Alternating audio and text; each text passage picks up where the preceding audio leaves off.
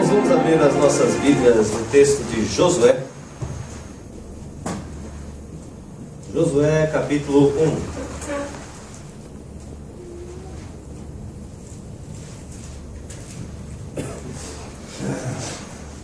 1. Iniciamos um novo ano e, em especial, o Senhor falou para mim que nesse próximo ano, terminando o ano de 2014, Deus estava findando um ciclo de 7 anos na minha vida e falou diversas coisas, né? E muito interessante quando nós fazemos campanha de oração. Essa campanha de oração de 21 dias realmente foi uma bênção. Deus falou grandemente a mim. Eu acredito que toda a igreja sentirá e será abençoada no fruto de toda a intercessão que foi feita nesse período. E nós temos sempre assim diante de nós, quando vamos atravessar o limiar de desafios, o limiar de transformações. E como falamos acerca de mudança de calendário de ano, nós também falamos acerca de mudanças. E é importante nós termos em mente o que é necessário para que nós avancemos através dessas mudanças e transformações que estão adiante de nós e sejamos bem-sucedidos. Gostaria de ler com os irmãos o texto de Josué, capítulo 1, versículos de 1 a 9. Amém? Depois da morte de Moisés, servo do Senhor, este falou a Josué, filho de Num, auxiliar de Moisés: Meu servo Moisés está morto. Prepara-te agora, atravessa este Jordão, tu e todo este povo, para a terra que estou dando aos israelitas. Como disse a Moisés, eu já vos dei todo lugar que pisardes com a sola do pé. A vossa terra irá desde o deserto até este Líbano, e desde o grande rio, o rio Eufrates, toda a terra dos heteus, até o grande mar onde o sol se põe. Ninguém poderá te resistir todos os dias da tua vida. Como estive com Moisés, assim estarei contigo. Não te deixarei e nem te desampararei. Esforça-te, sê corajoso, porque farás este povo herdar a terra que jurei dar a seus pais. Apenas esforça-te e sê corajoso, cuidando de obedecer a toda a lei que meu servo Moisés te ordenou. Não te desvies dela, nem para a direita, nem para a esquerda. Assim serás bem-sucedido por onde quer que andares. Não afastes da tua boca o livro desta lei. Antes medita nele dia e noite, para que tenhas cuidado de obedecer a tudo que nele está escrito. Assim farás prosperar o teu caminho e serás bem-sucedido. Não te ordenei isso? Esforça-te e sê corajoso. Não tenhas medo, nem te assustes, porque o Senhor teu Deus está contigo por onde quer que andares. Aleluia. Nesse texto nós observamos a transição também de liderança de Moisés para Josué. Já foi uma grande transformação. Uma nova liderança, ela marca também um novo tempo. E Deus fala diretamente à liderança do seu povo, fala à nação israelita para receber muito bem o seu novo líder. Não era para eles ficarem lamentando: Moisés, né? E por que Moisés? E tal, não. Moisés está com Deus e está numa melhor. Agora nós temos uma terra para conquistar e o Senhor falou para ele: Moisés vai ficar no memorial. Eu usei este homem, a palavra dele era para ser guardada, porque foi a revelação que eu usei ele para poder trazer até o povo. Mas agora é um novo momento. É o momento de vocês olharem para a terra que eu lhes prometi, vocês atravessarem o Jordão e vocês entrarem nessa terra prometida e tomarem posse desta promessa que eu dei para vocês. O primeiro grande marco no governo de Josué sobre o povo de Israel foi a travessia do rio Jordão a seco. Capítulo 1, versículo 11, você vai ver que o rio foi aberto e ali toda a nação pôde passar. Inclusive eles recolheram 12 pedras e colocaram do outro lado da margem para servir de memorial daquele milagre que Deus realizara naquele dia.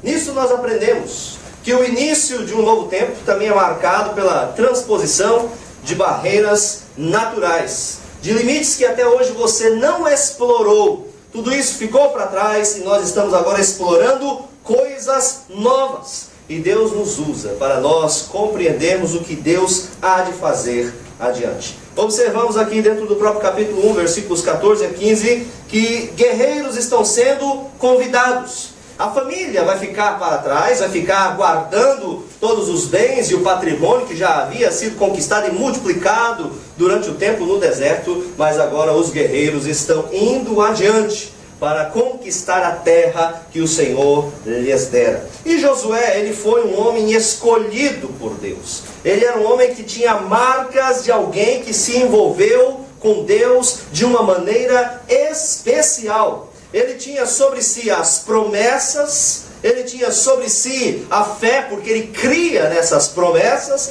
e ele vivia buscando e vivendo, buscando alcançar essas promessas, que é a fé em ação. E se nós sentimos também o arder para nós andarmos com o Senhor e cremos nas suas promessas, nós também receberemos de Deus as marcas para nós conquistarmos na nossa vida pessoal e também para a nossa vida comunitária as bênçãos de Deus. Josué, ele recebeu uma herança ministerial. Deus convocou-o para servi-lo no lugar de Moisés. E ele esteve do lado de Moisés por mais de 40 anos. E aí, antes de Deus falar com ele, porque esse foi o período em que Deus falou especificamente com Josué, né? Nós observamos que ele passou 40 anos, não recebeu profecia de ninguém. Foi nem um profeta na tenda dele, bateu lá na tenda dele e falou assim diz o Senhor. Ninguém falou para ele nada. Ele ficou no silêncio. Ele ficou escutando aquilo que Moisés falava, e ele obedecia. Ele tinha uma fé submissa. E ele desenvolveu 4 qualidades que são fundamentais para nós darmos um outro passo na vida ministerial, para nós crescermos e até mesmo tomarmos posse das promessas que Deus tem para nós. Nós queremos ser abençoados? Queremos. Nós queremos conquistar promessas? Queremos. Nós queremos prosperar? Nós queremos crescer? Queremos ir adiante? Nós queremos. Todo mundo quer ser beneficiado. Não existe ninguém que goste de ficar parado ou ande para trás que nem caranguejo. Nós gostamos de avançar, nós gostamos de crescer, nós gostamos de conquistar e ainda gostamos de mostrar para todo mundo o que Deus fez por nós. Não é verdade? Todo mundo gosta. Agora, tem gente que não gosta, né, irmã? Isso fez cara de que não sabe. Mas nós temos em mente uma coisa, que para nós avançarmos, para nós prosperarmos, é necessário que nós tenhamos características e qualificações reais. Não é verdade? É necessário que nós tenhamos uma vida cristã verdadeira. É necessário que nós desenvolvamos no secreto, no silêncio, aonde ninguém vê, um relacionamento mais profundo com Deus. É necessário que mesmo sem Deus nos prometer qualquer coisa, nós, por amor a Ele, sejamos fiéis e desenvolvamos e cultivemos uma vida de intimidade com o Senhor. E quais foram os exemplos que Josué deu antes que Deus lhe dirigisse a primeira palavra de bênção? A primeira palavra de promessa. E porque quando Deus falou com Josué, já foi despejando tudo aquilo que ele estava reservado para ele. Vamos lá. Primeiro, ele foi um exemplo de fé. Ele foi um exemplo de fé. Lá quando os espias foram enviados para a terra de Canaã, você sabe dessa história, foram 12 representantes das tribos de Israel. 2 voltaram dizendo: vamos entrar, vamos conquistar, porque Deus nos deu essa terra, é uma terra boa. Eles estavam olhando com os olhos de Deus, eles estavam olhando pelos olhos da fé, mas 10 voltaram olhando pelos olhos da sua possibilidade humana, e falaram: não vamos entrar, as pessoas que habitam ali são gigantes, nós vamos ser derrotados, nós somos simplesmente escravos, eles são homens de guerra, nós não vamos conquistar nada. Josué e Caleb estavam olhando para Deus que lhes daria a vitória. Os outros estavam olhando para as suas próprias possibilidades. Irmãos, todas as vezes que nós tivermos uma coisa para conquistar, pode ter certeza, nem sempre você vai ter nas suas mãos todos os recursos, mas é necessário que você dê o primeiro passo. Isso significa o passo de fé. Eu creio que Deus vai adiante de mim e está comigo. Agora, se não fazemos nada por fé, isso é pecado. Então, para que nós não incorramos no erro de pecarmos contra Deus e acharmos que Deus tem que nos abençoar no nosso erro, é necessário que nós perguntemos ao Pai: o que o Senhor quer de mim? E aqui nós observamos o texto, está subentendido. Deus está falando para Josué. Nós precisamos aprender a entender quando Deus está falando conosco. Nós precisamos crescer na fé e aprender a ter um relacionamento com Deus. Fala, Senhor, que o teu servo ouve. É necessário que nós desenvolvamos este relacionamento. Por que que no Brasil existe tanta gente que vai atrás de profetas para poder receber uma palavra de Deus? Vai numa igreja, vai desconhecido, vai meio assim como um agente secreto, naquela igreja que você sabe que é pentecostal e que tem bastante gente orando em línguas. Aí você pega o primeiro irmão que está falando bastante em línguas, você vai lá e puxa ele e vai dizer: ora por mim. Vamos ver se ele profetiza para mim, porque eu quero ouvir a voz de Deus falar comigo. É errado você querer ouvir Deus falar com você? De jeito nenhum. É muito bom nós ouvirmos a voz de Deus, é muito bom nós conversarmos com Deus, mas é necessário que você aprenda a desenvolver um relacionamento com Ele. Aonde está o Espírito Santo? O Espírito Santo habita em nós. Nós somos templo do Espírito Santo. Então não é necessário, claro que às vezes Deus quer fazer como fez aqui, olha, diante de toda a congregação, diante de todo mundo, para ser notório: olha, Josué, assim diz o Senhor. Deus quer fazer isso? Faz, né? Mas para o dia a dia, será que eu devo ir na padaria comprar pão ou não? Deixa eu chamar um profeta para ver se ele fala: eu vou na padaria comprar pão. Meu Deus do céu, você tem que aprender a desenvolver um relacionamento com Deus. Eu achei interessante uma vez que eu fui eu estava trabalhando, estava na hora do QK, aí eu peguei e vou comprar um refrigerante, tomar chazinho, o negócio tá ruim, né? Peguei o carro, eu vou aproveitar que tem aqui uns 20 minutos, eu vou ali comprar um refrigerante. Aí eu peguei o carro, rapidinho, fui na maquininha lá, comprei o Dr. Pepper, né? Aí na hora que eu apertei o botão, botei Hakuen, naquela época era Hakuen, né? Botei o Hakuen, era Hakuen ou Hakuen, não sei, só que faz tempo, não é dessa época agora. Coloquei a moedinha lá, aí caiu 8 latas. Aí qual é o primeiro pensamento que fala? Ô glória! Claro que não, né? Qual é o primeiro pensamento que veio? Meu Deus, esse homem vai ter prejuízo, né? Porque a máquina está quebrada, né? E eu paguei por uma lata e veio 8. O que eu fiz? Eu peguei as latas, eu juntei as latas, bati na portinha do homem lá, falei: ô fulano, olha aqui, caiu as latas. E nisso, um rapaz que estava comigo também tinha saído para comprar refrigerante. Ele pegou o carro e saiu correndo na rua aqui. Tchum! Aí eu devolvi as latas para ele, montei no carro. Quando voltei, o rapaz tinha sofrido um acidente no próximo cruzamento. Se eu tivesse sido bem ágil na minha glória ali, glória, né? Pego as latas, saio correndo para ninguém ver, eu que ia topar com aquele acidente ali. Então é importante nós aprendemos a desenvolver o ouvir para ouvir a voz de Deus. O Espírito Santo falou assim para mim: vai lá e devolve essas latas, porque não são tudo. Vai lá e ouve. Vai lá e faz isso. Então vamos aprender a ouvir a voz de Deus, né? Existem coisas que você vai fazer, você começa a suar frio. Já passou por isso? Você sente que você quer fazer aquilo, porque existe essa questão do desejo. Nós queremos fazer aquilo, mas de repente você começa a suar frio. O Espírito Santo habita dentro de você. Ele está falando nas suas emoções, ele está mexendo no seu cérebro, você não está nem percebendo. Ele está falando: não faz isso que o negócio vai ser feio, né? Você começa a suar frio, parece aquela maquininha do dentista quando vai no seu dente. Você começa a suar frio de medo, né, do que vai acontecer. Então vamos aprender a desenvolver o ouvido para a voz de Deus, né? Isso é muito importante. Primeiro, uma das coisas que nós aprendemos nesse texto é que Deus falou com Josué, e Josué ouviu a voz de Deus. E é necessário que para nós, isso é básico, para que nós avancemos e conquistemos bênçãos e promessas de Deus, nós aprendamos e tenhamos um relacionamento íntimo e próximo com Deus, para que Ele possa nos guiar com os seus olhos. Foi dito aqui no Salmo 32 hoje: eu te guiarei com os meus olhos. Muitas vezes não vai ser necessário Deus falar nada. Só você sentindo que o Espírito Santo de Deus quer, você já sabe para onde você tem que se direcionar. Nós precisamos desenvolver esse tipo de relacionamento com Deus. E Josué, ele ouviu a voz de Deus, ele já estava com o seu ouvido afinado, e também ele desenvolveu e cultivou um caráter de uma pessoa temente ao Senhor. Primeiro, ele foi exemplo de fé. Então, ele entrou na terra lá junto com os espias e disse: nós já ganhamos essa terra. Ele foi exemplo de fidelidade. Quando Moisés subiu para o Monte Sinai, ele ficou ali no pé do monte esperando. O pessoal caiu na farra e ele continuou ali no pé do monte esperando.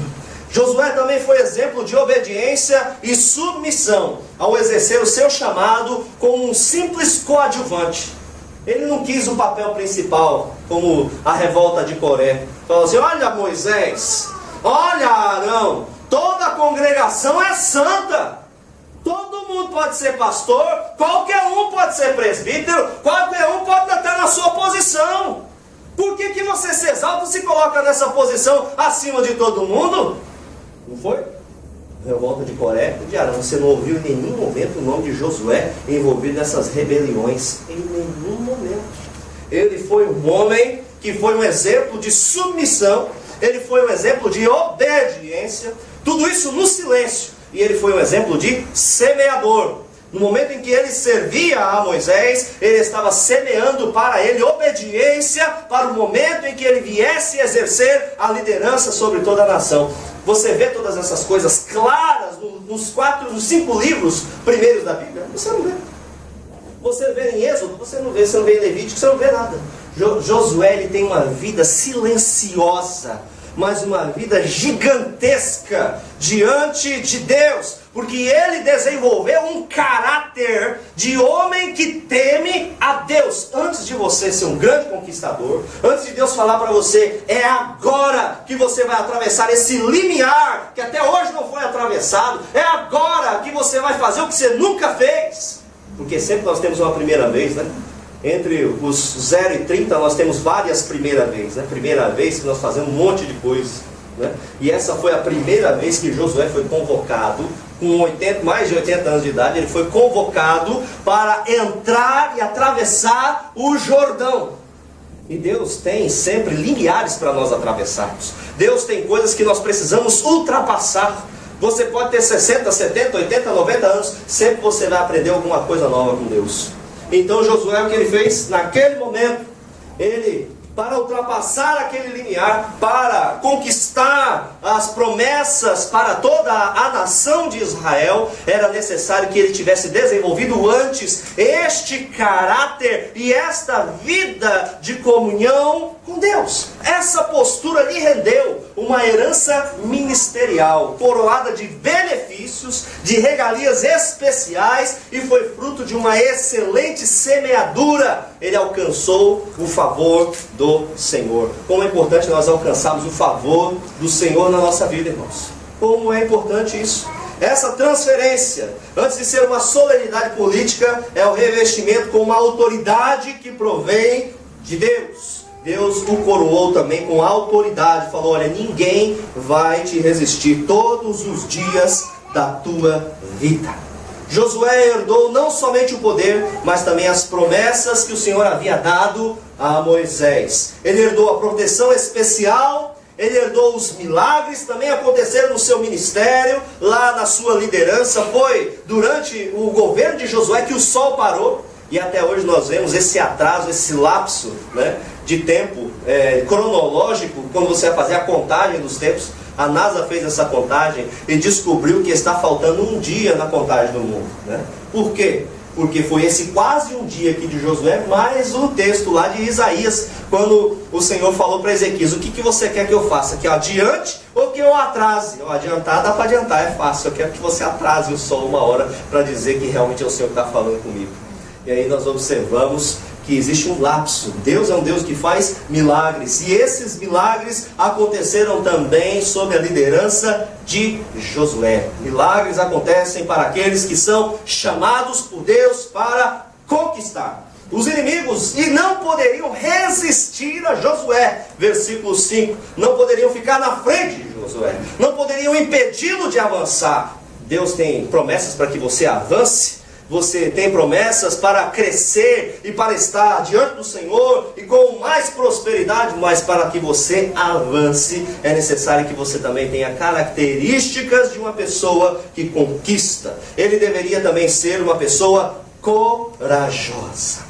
Vejamos então quais são as características, algumas mais, que nós podemos observar depois de Josué, no exercício da sua liderança, algumas marcas especiais da sua liderança que levou a ser uma pessoa conquistadora. Josué capítulo 1, versículo 5, vamos ler novamente esse texto. Se puder trazer um copinho d'água, eu sei que não tem, tá? Ok, vamos ler. Ninguém poderá te resistir todos os dias da tua vida. Como estive com Moisés, assim estarei contigo. Não te deixarei e não te desampararei. Um conquistador, irmãos, aquele que vai conquistar as promessas de Deus e avançar, ele é uma pessoa que o Senhor não deixa. O Senhor não deixa. A palavra deixar, em hebraico, ela carrega alguns significados importantes e especiais. Primeiramente, não deixa cair, né? De acordo com o texto lá no hebraico, significa que, em alguns outros textos paralelos, significa não deixar cair, não deixar ficar prostrado. Foi o que aconteceu lá na derrota, quando eles foram invadir a cidade de Ai. E já na invasão ali de Jericó, teve uma pessoa que roubou uma capa babilônica e colocou debaixo da sua tenda. E o Senhor falou, olha, não era para vocês pegarem nada dessa cidade. E eles foram com um número reduzido, invadiram a cidade de Ai e ali eles foram derrotados. Então, nesse momento da derrota, Deus não deixou Josué ficar prostrado, mas já também deu a ele a solução para o problema. Então o Senhor não nos deixa cair. Ele nos mostra o que nós devemos fazer para corrigirmos os nossos erros, para nós continuarmos na nossa caminhada progressiva. O Senhor também não nos deixa afundar nos problemas, nas dificuldades, afundar nas nossas impossibilidades. Não deixa também nos ser abatido. Ou seja, ser morto, cair no campo de batalha. Todos os dias da vida de Josué, o Senhor esteve com ele. E outra, não o deixou sozinho. Sempre ele teve um companheiro. Sempre ele teve alguém para lhe ajudar. Sempre esteve alguém para lhe acompanhar. Você também nunca vai estar só. Se você estiver na presença de Deus, se você estiver no meio do povo de Deus, você pode estar longe da sua família, você pode estar aqui no Japão, sua família lá no Brasil, ou em outras localidades, mas você nunca vai estar sozinho, porque na casa de Deus você vai encontrar abrigo, você vai encontrar consolo, você vai encontrar amigos. Isso é porque Deus nos cobre com a sua presença e provisão. O Senhor também não desamparou Josué, versículo 5, e que ele nos diz: não te deixarei e não te desampararei. O termo desamparar, ele também nos traz outros significados.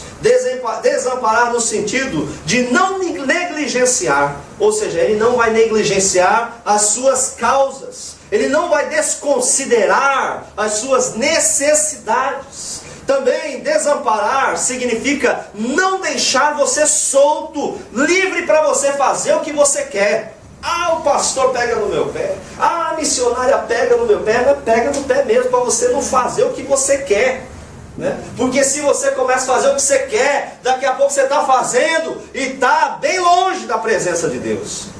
É necessário que nós estejamos bem perto da presença de Deus. Muitas vezes nós somos como aquele passarinho, né? Começamos a criar asa e daqui a pouco já voamos por aí, né? Hoje de manhã eu estava falando sobre isso, essa mesma mensagem.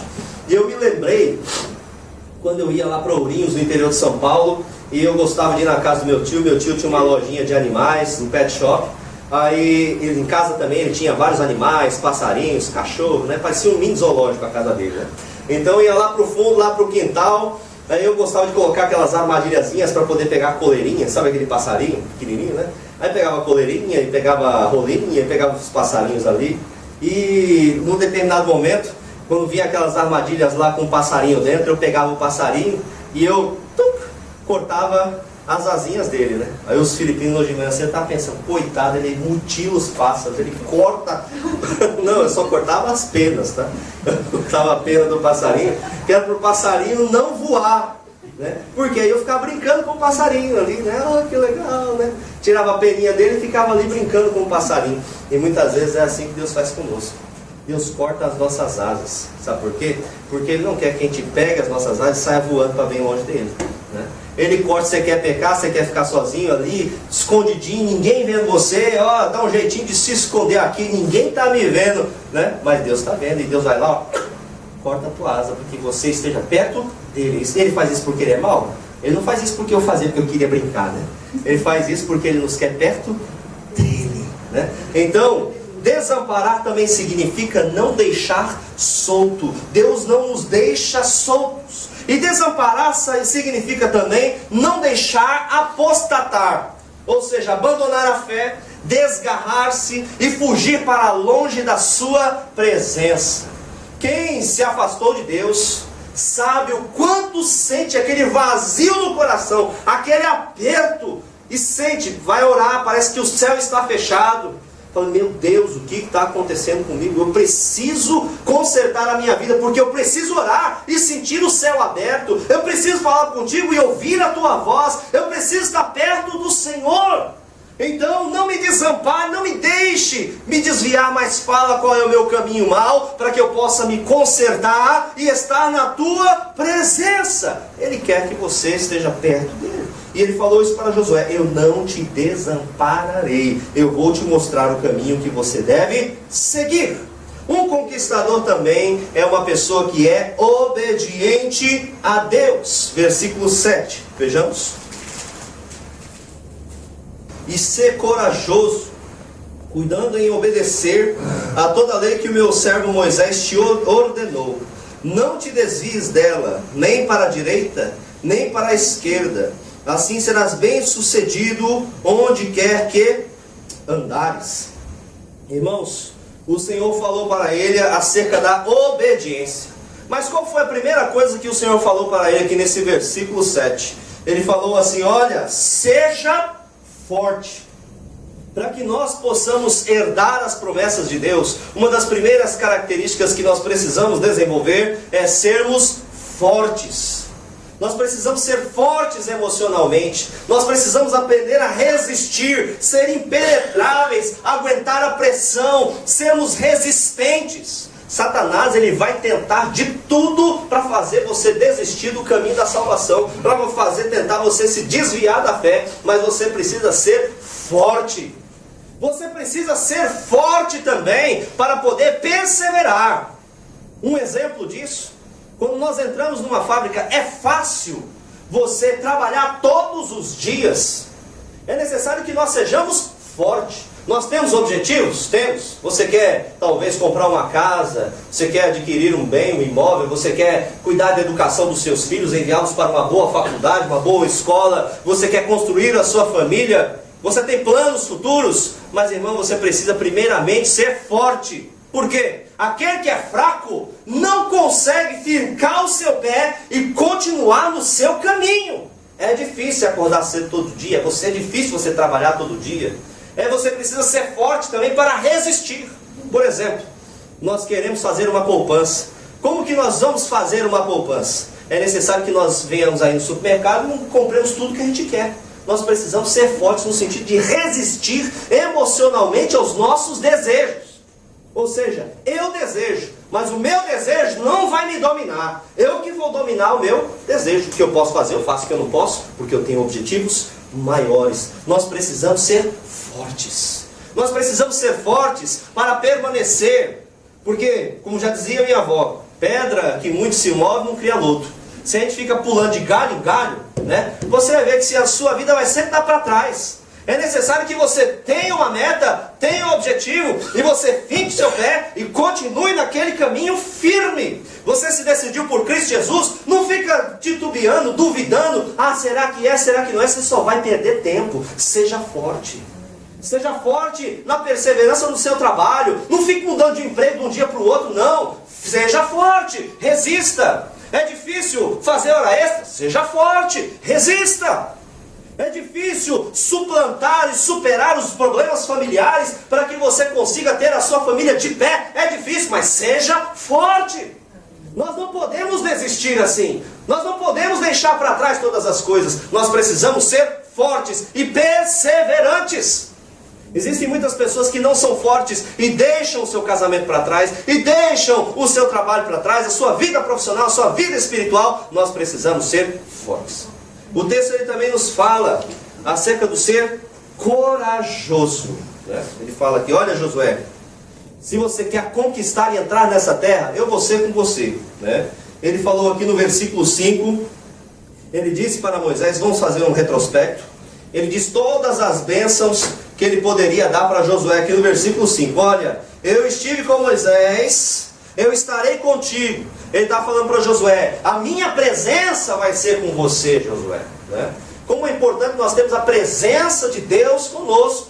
Se nós não tivermos a presença de Deus, que Ele não nos faça sair daqui, mas que nós tenhamos a presença de Deus para avançar, né? Nós precisamos da presença de Deus. E ele fala assim, olha, como eu estive com Moisés, assim estarei contigo. Ninguém poderá te resistir todos os dias da tua vida. Olha só, irmãos, o que é ter Deus lutando por nós todos os dias da nossa vida.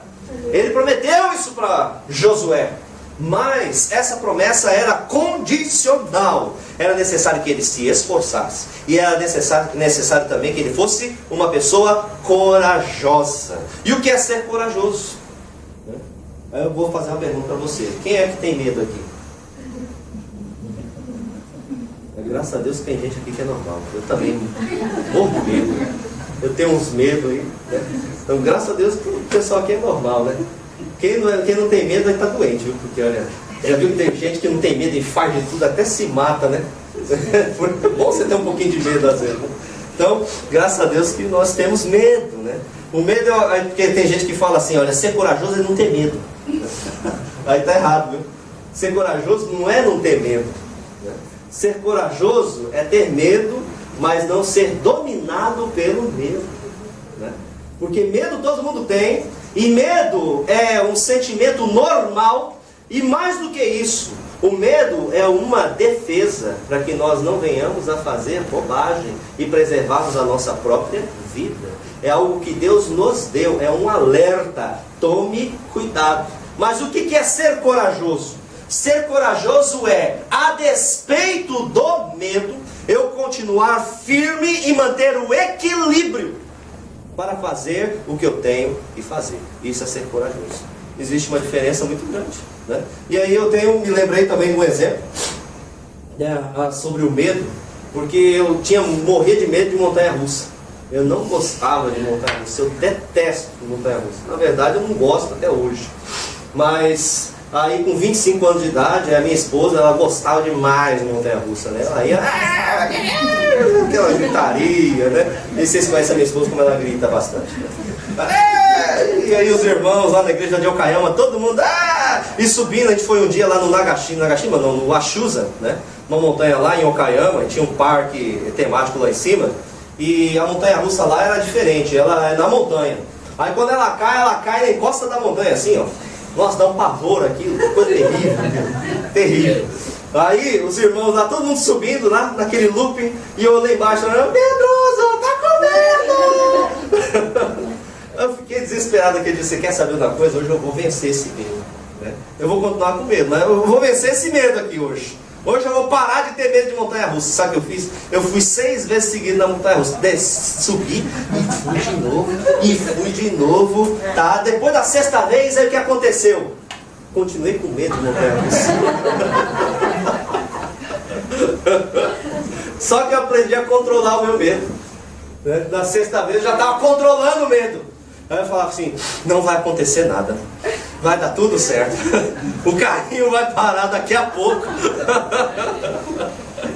Né? Então, nós precisamos aprender a controlar o medo. Isso é uma estratégia muito importante quando nós estamos lidando com os nossos sentimentos. Porque o medo, vou pular um pouquinho aqui, fazer um adendo, tá? O medo, ele faz parte de uma das, como já expliquei aqui, uma das reações e um dos mecanismos de defesa. Mas nós não podemos ser dominados pelo medo. Da mesma forma que nós não podemos ser dominados pelos desejos, né? Deus, Ele nos deu a capacidade de desejar, de apreciar e de querer e de experimentar.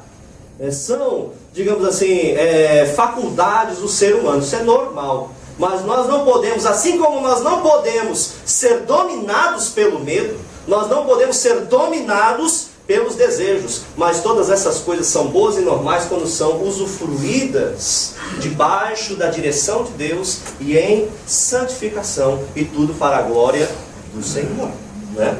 Então Josué, ele estava falando com o Senhor, e o Senhor estava falando para ele: olha, Josué, esforça-te, seja esforçado, seja perseverante, não desista, né? E seja também uma pessoa corajosa, seja uma pessoa audaciosa, uma pessoa que não perde o controle emocional. Você está vendo que está difícil, mas respira fundo, ora e pede a direção e o fortalecimento do Espírito Santo para que você possa continuar o seu caminho. Deus é contigo. Porque no momento em que você vai romper os limiares de coisas que você não fez até hoje, você vai fazer pela primeira vez, você fica apavorado. Isso é normal. Mas você precisa manter o equilíbrio. Você precisa ter emoções no lugar com Deus. E como que você vai fazer isso? Orando, ouvindo a voz de Deus. O Senhor vai falar: faz que eu estou com você.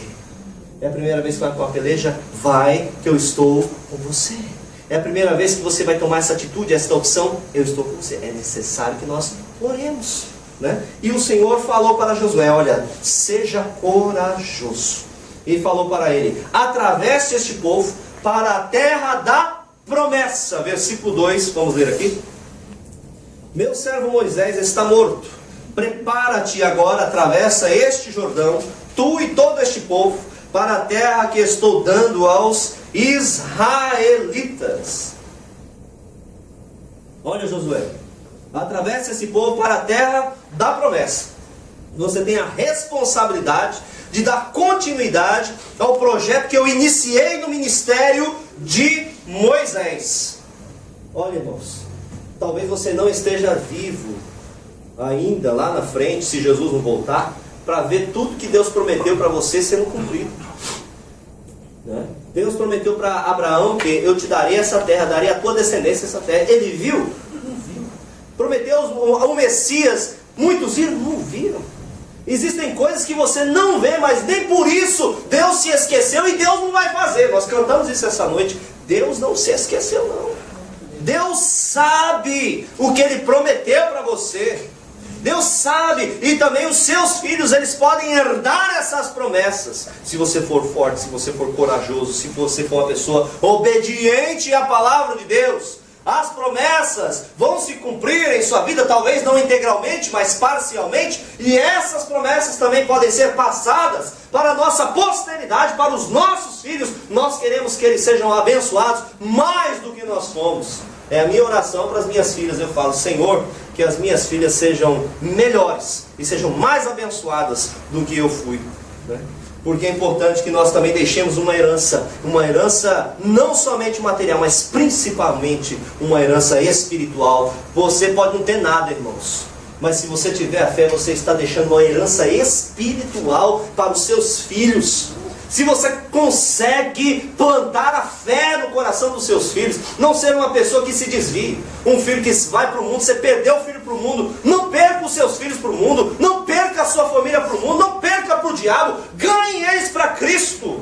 É a nossa primeira tarefa, é o nosso primeiro desafio.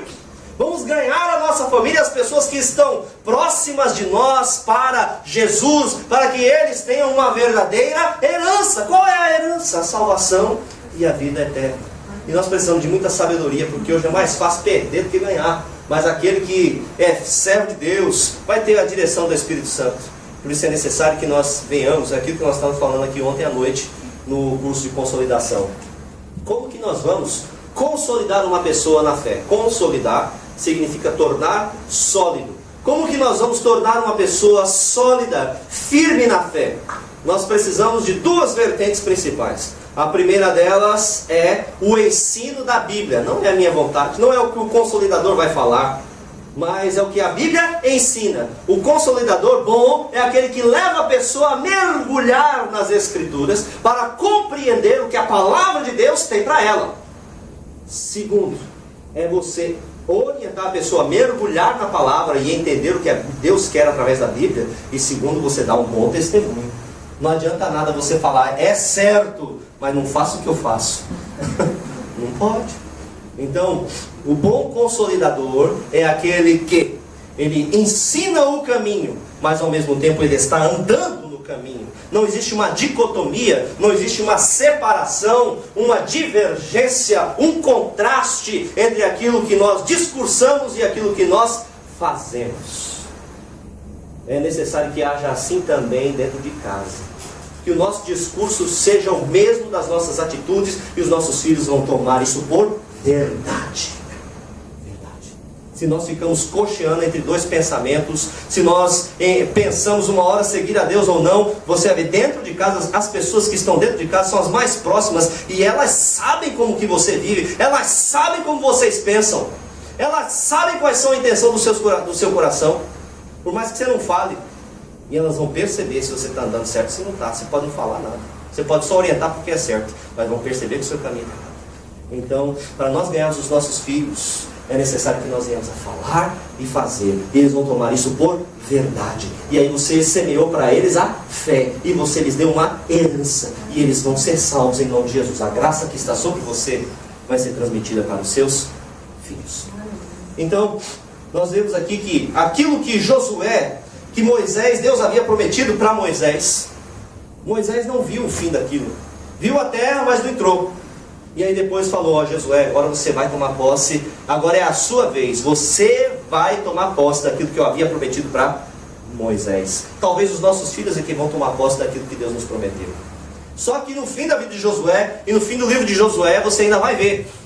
Deus vai falar, ainda existe muita terra a ser conquistada. Então, nem Josué terminou. Existem coisas que os seus pais fizeram, você herdou, foi abençoado, Deus falou com você, Deus te usou tremendamente, Deus te abençoou, prosperou, né? Mas talvez você não vai fazer tudo realmente, e vai deixar isso para as próximas gerações também. E é necessário que nós tornemos essa promessa uma realidade na nossa vida, dentro da medida que Deus tem determinado para nós. E o versículo 7 também, ele continua, ele fala, olha, não te desvies, seja esforçado, corajoso e obedeça a toda a lei que o meu servo Moisés te ordenou. Não te desvies dela nem para a direita nem para a esquerda, assim serás bem sucedido por onde quer que andares. É necessário que nós venhamos cumprir bem a palavra de Deus. E aí o texto de 1 Timóteo, capítulo 3, versículos de 1 a 12, ele faz um resumo daquilo que é essencial para o nosso procedimento cristão. Nós temos pessoas irrepreensíveis. O que é uma pessoa irrepreensível? Que não tem hábitos ou que não cultiva hábitos pecaminosos. Às vezes você pode até pecar. E o texto de 1 João fala, se nós pecarmos, nós temos um advogado diante de Deus. Mas ele fala, aquele que é irrepreensível é aquele que não tem hábitos, não cultiva hábitos pecaminosos. É um homem de aliança, um homem de compromisso, um homem que fala e cumpre, né? Um homem que casa e não separa, um homem fiel nos compromissos, uma pessoa equilibrada, que não vive com uma atitude extremista. Todo extremismo, ou de mais, ou de menos, é prejudicial. Então uma pessoa equilibrada e também estável, ou seja, não está mudando sempre o sentimento. Uma hora está bem, outra hora está mal, uma hora está bem ali com Deus, outra hora está lá embaixo, já não tem mais coragem nem para orar, né? É aquele que mantém e faz esforço para se manter. Quando você está bem, está tranquilo, está alegre, está contente, está sendo próspero, bem sucedido, aí você consegue manter. No dia da depressão você se esforça para manter o equilíbrio, mas está sempre equilibrado, mantendo o seu caminho no Senhor. É aquele que tem o domínio próprio, que não explode com as suas reações, É uma pessoa respeitável, que tem credibilidade. Credibilidade é uma coisa importantíssima, irmão. Porque credibilidade é muito difícil de ser conquistada, mas é muito fácil de perder. Então você tome cuidado com a sua imagem, tome cuidado com a sua pessoa, como os outros te enxergam. Aí você pode falar assim, isso não importa não, o que importa é que Deus está vendo. Se você ser uma pessoa de credibilidade é importante, porque é assim que você vai atrair outras pessoas a Cristo Jesus. Isso é mentira do diabo, tá? Não pensa, não é importante o que as pessoas acham de mim, não. É importante o que Deus acha. É importante também que as pessoas acham de mim. Jesus perguntou o que para Pedro? O que as pessoas dizem a meu respeito? Então, da mesma forma, é importante o que as pessoas estão dizendo ao meu respeito. Não é só o que Deus acha. Deus está vendo? Claro que Deus está vendo. Mas é necessário também que você dê um bom testemunho. E ele fala assim, ser respeitável. Uma pessoa hospitaleira, que recebe em casa. Uma pessoa apta a ensinar, que tem disponibilidade, disposição e preparo. Uma pessoa que é liberta dos seus vícios, porque mantém o corpo, que é o templo do Espírito Santo, em limpeza e em santidade. É necessário ser uma pessoa liberta de atitudes violentas, explosivas e iracundas. É necessário que nós sejamos inimigos das discórdias. Olha, é muito difícil. Já dizia o pastor Araújo, ele falava assim, eu não gosto muito de falar, e nisso eu sou parecido com ele, nesse aspecto. Então assim, eu não gosto muito de falar não. Por quê? Aí ele fala assim, olha, quando nós falamos pouco, nós erramos pouco. Pode pegar sua Bíblia, irmão. Quando nós falamos pouco, nós erramos pouco. Quando nós falamos mais ou menos, nós erramos mais ou menos. Agora, quando a gente fala muito, a gente erra muito. Então é melhor não falar nada, Vai falar assim, então quem não fala nada não erra. Não, aí peca, porque se omite. Então é importante, irmãos. Quando eu observo para mim, eu falo assim, meu Deus, eu falo tanto, Tem que falar tanto aqui na frente, fala com os irmãos. E aí estou continuamente exposto à possibilidade de estar errando. Não é fácil.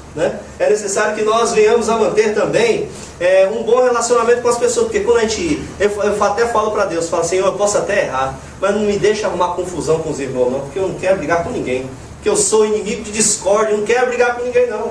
Às vezes a gente quer falar alguma coisa, fala assim, Deus está mandando fala para aquele irmão. Eu falo, Jesus, você tem certeza? Não dá para adiar, não.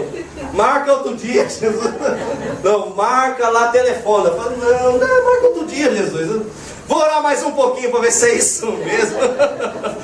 Eu estou correndo de discórdia, Mas não tem jeito, a gente tem que falar com jeito, mas tem que falar com amor, tem que falar a verdade, Então, nós precisamos ser inimigos de discórdias, precisamos ser inimigos de rebeliões, precisamos ser inimigos de fofocas, precisamos ser inimigos de calúnias, nós precisamos ser inimigos de discórdias, precisamos administrar bem a nossa casa, porque como que nós vamos administrar a casa de Deus, e como que nós vamos progredir e avançar se nós não conseguimos cuidar daquilo que é básico para nós, que é a nossa casa. Estava conversando com um irmão, ele estava falando assim, pastor, como que eu vou mudar o rumo da minha vida, porque está tão difícil? Olha, meu irmão, comece pelas coisas simples. Você tem um universo mental muito complexo. Você pensa uma coisa, pensa outra, coisas muito difíceis, muito complexas, mas se concentre naquilo que é simples. O que é simples para nós? Organizarmos a nossa vida. Se você está orando, se você está lendo a Bíblia, se você está organizando o ambiente onde você vive, você sabia? Por exemplo, quando nós vamos fazer uma análise de uma criança para poder saber como que está o universo mental dela, fala assim, dá um papel, escreve aqui, faz um desenho. Pelo desenho, você consegue extrair informações de como está o universo mental daquela criança. Se o desenho ela já é uma criança que está numa determinada idade, que já adquiriu a função simbólica, que já conseguiu desenvolver alguns aspectos cognitivos, já consegue ter uma noção de realismo, aí você pede para ela poder escrever e tal, ela faz um desenho. Se ela fizer um desenho todo bagunçado, você pode ver que a mente dela está bagunçada. E você sabe também que vai fazer uma visita, o professor japonês, eles são muito preparados. E a faculdade de educação também, eles preparam muito bem aqui no Japão. Então por que existe dentro do currículo escolar japonês o tal do Katei Homon, que é a visita dentro de casa? Sabe para que é? Numa visita, o professor lhe bate o olho dentro de casa, ele consegue saber como que a pessoa está vivendo. Como que é o estilo de vida daquela família, para poder ajudar no processo educacional daquela criança. Não precisa ficar muito tempo, não precisa perguntar o que é isso, o que é aquilo, não precisa, não. Bateu o olho já sabe. Se a casa está virada, pode saber, dentro está virado, porque do lado de fora, o que está do lado de fora é consequência do que está do lado de dentro. Então, como que nós vamos transformar a nossa vida, irmãos? Nós vamos administrar bem a nossa casa, vamos administrar bem a nossa vida. Já é uma maneira de você fazer uma autoanálise. Como que está a minha mente? É só olhar como está ao seu redor. Se a sua vida está uma bagunça, se as suas finanças estão uma bagunça, se os móveis, se a roupa está uma bagunça, se a cozinha está uma bagunça, se a roupa está sempre suja, você não consegue vencer as dificuldades e os problemas dentro de casa, digamos assim, os afazeres de casa, é porque alguma coisa está bagunçada aqui. Você precisa botar em ordem. E ele fala assim, administre bem a sua própria casa.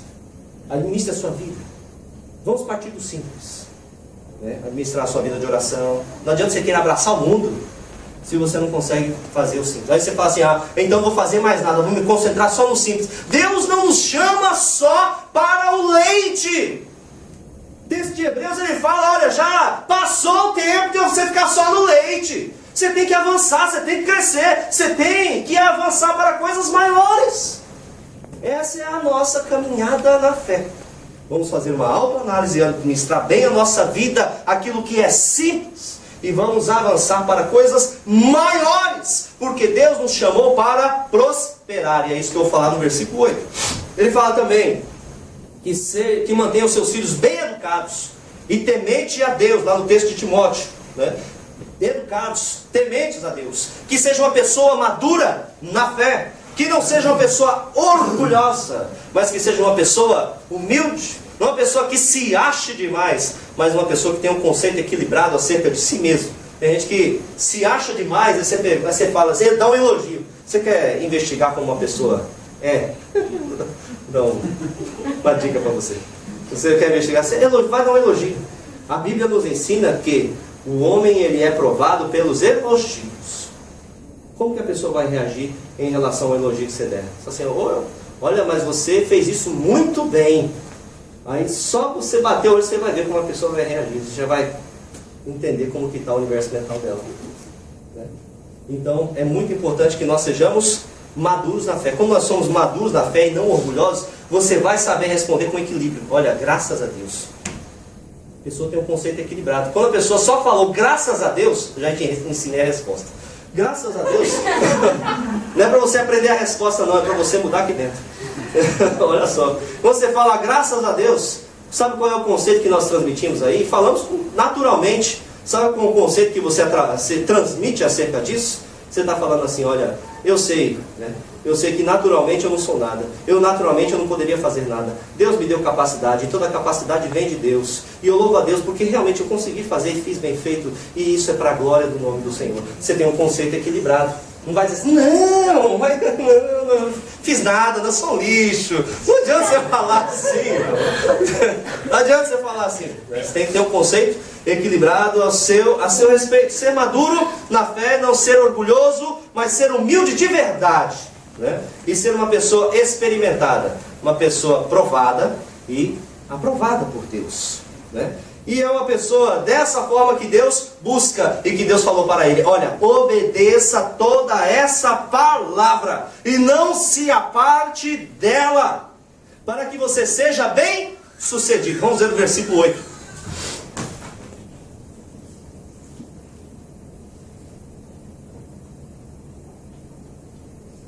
Não afastes de tua boca o livro desta lei, antes medita nele dia e noite, para que tenhas cuidado de obedecer a tudo que nele está escrito.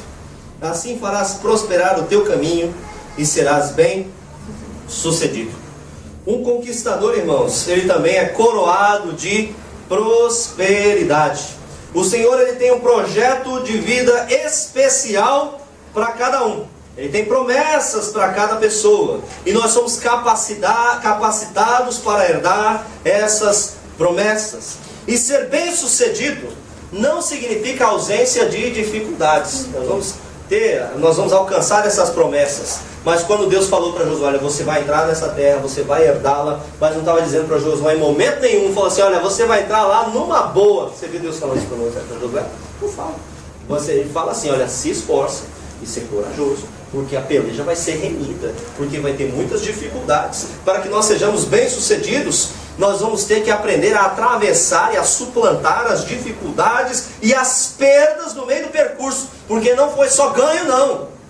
Falou, Josué, você vai entrar e você vai ganhar essa terra. Mas ele perdeu também gente naquela terra, pessoas morreram nas batalhas, eles tiveram perdas, né? Não é só ganho, não é só flores, nós também temos perdas. E isso é fato. Nós não podemos abraçar o mundo inteiro e sermos plenamente 100% termos êxito em tudo. Não.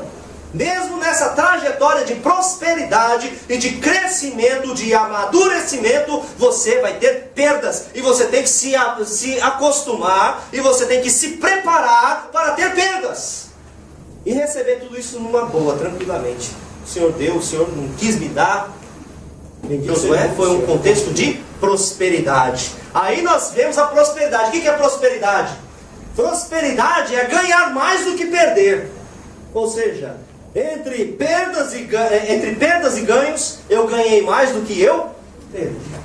Então o que é prosperidade? Prosperidade não é 100% de êxito, mas prosperidade é você ganhar mais do que perder. E no somar e na totalização, você conseguir chegar a um resultado positivo. E foi o que aconteceu com Josué. E o texto ele nos fala aqui no versículo 8, a promessa que foi dada. Se você fizer tudo isso, porque a promessa é condicional, tá? Entrar na terra, herdar tudo, conquistar, tudo foi condicional ao esforço, à coragem e à obediência. Lembre-se dessas três palavras: condicional ao esforço, condicional à coragem e condicional à obediência. Aí então você fará prosperar o teu caminho. Nós queremos ser prósperos, nós queremos promessas de Deus, todo mundo quer ser abençoado, né? Mas é necessário que nós observemos isso, esses três pontos. E o que significa a prosperidade que o texto nos fala? Prosperidade no texto, de acordo com o hebraico tissaleá, ele fala acerca de avançar. Primeiramente, prosperidade é avançar, você não ficar parado. E aí nos remete àquele exemplo de Sansão, que ficou durante um bom tempo somente girando o moinho lá para os filisteus, rodando em círculos. Parece que a tua vida não avança, parece que você está só girando em círculos. Você vai avançando, passando cronologicamente o tempo, mas parece que você só está rodando em círculo, nada muda. Prosperidade é você andar para frente e você ver que coisas novas estão acontecendo. Prosperidade é crescimento, é ampliação, é maturidade, né? É ser melhor, estar mais completo a cada dia. Prosperidade também é obter sucesso. Nós queremos obter sucesso. Obter sucesso é atingir o seu alvo, ser bem sucedido naquilo que você começa a fazer. Ou seja, eu começo uma coisa, eu não largo no meio do caminho. Eu faço um projeto, eu não abandono esse projeto, né? Mas eu continuo até ver os resultados. E nós só vamos obter sucesso se nós perseverarmos. Se você faz um esforço para passar no vestibular, né, e você não estuda para poder sair da escola, você só vai passar no vestibular e não vai se formar. É necessário que nós venhamos a continuar nos esforçar. E prosperidade também significa experimentar abundância, né? Abundância de vida, abundância de paz e também de bens supridos, aquilo que Deus tem para nos dar. E ter bons resultados. Tudo fica muito bem. E como nós podemos observar, o Senhor fez isso e fez prosperar o caminho de Josué. Josué entrou naquela terra, conquistou quase a maioria da totalidade daquelas terras que foram prometidas. Ele não caiu, ele ficou de pé até o fim da sua vida, não foi desamparado, e o Senhor o sustentou, e depois vieram gerações abençoadas pelo trabalho que Josué realizou. É necessário que nós venhamos manter o foco, irmãos. O que Deus tem para você. Qual o propósito que Deus tem para a sua vida? Vamos aprender, vamos fazer uma recapitulação. Nós queremos ser abençoados sim, mas a primeira coisa que nós precisamos é ouvir a voz de Deus. Nós precisamos ser corajosos. Nós precisamos ser pessoas fortes. E precisamos ser pessoas obedientes. Através dessas características e todo um cultivo de fé, nós podemos então tomar posse das promessas que Deus tem para nós. Um novo ano se inicia, talvez novos projetos, talvez uma nova fase na sua vida. Até aqui você viveu de um jeito, e a partir desse momento, desses últimos meses, Deus tem falado com você de alguma forma que algo novo vai começar a acontecer. Deus tem novos planos, novas fases para você avançar, mas é necessário que você coloque em sua mente esses pontos que são essenciais. Sem isso você não vai a lugar nenhum. Nós somente vamos ficar parados e o bonde vai passar e você não vai conseguir alcançar, estender as suas mãos e tomar posse da promessa de Deus. Mas vamos nos lembrar sempre disso. O Senhor nos chama para nós conquistarmos tudo e nós também fazemos tudo isso para a glória do seu nome. Porque Deus não tem compromisso simplesmente com o teu benefício. Deus não tem compromisso somente com a tua felicidade. Deus tem compromisso com a glória dele. Tá? Se a sua felicidade vai glorificar o nome dele, ele tem compromisso com isso. Se a sua prosperidade vai glorificar o nome dele, ele tem compromisso com isso. Se o teu livramento vai terminar em glória para o nome dele, ele tem compromisso com isso. Então é necessário que nós venhamos ter uma vida que glorifique ao nome do Senhor, porque assim ele vai fazer prosperar o teu caminho.